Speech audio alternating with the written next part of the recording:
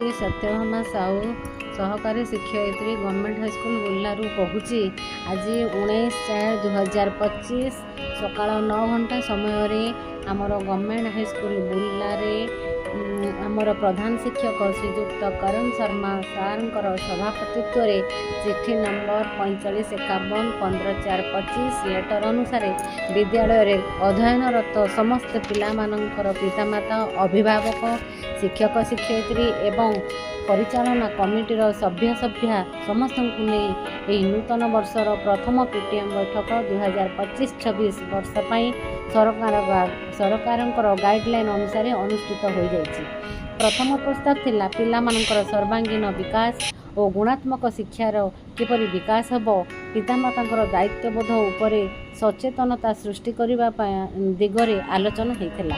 प्रस्ताव नंबर 2 थिला विद्यालय पर सरकार करिथिबा योजना उपरे आलोचना करा जायथिला। शिक्षण सामग्री शिक्षादान शैली और एकाडेमिक कैलेंडर विषय उपस्थापन करथिले आमर रथसा। प्रस्ताव नंबर 3 ग्रीष्म दिन पानीय जलर व्यवस्था ओआरएस गच्छित रखा नियमित विद्यालय आसवा उपरे आलोचना होता।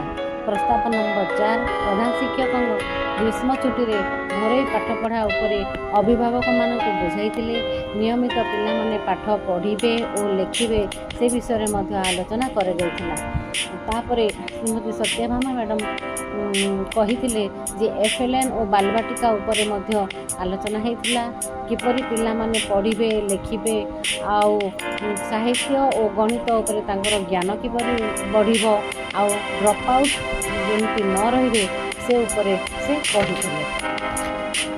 तापरे क्लास 10 दशम श्रेणी पिलामानंकपाई एक्स्ट्रा क्लास हे आ प्रति मासक थरे अभिभावक मैंने शिक्षक शिक्षयित्री को देखा करेंगे भल मंद डिस्कसन करेंगे ये प्रधान शिक्षक प्रवर्ताई शेष में सतपति मैडम समस्त धन्यवाद अर्पण कर आज पीटीएम को सांग करते।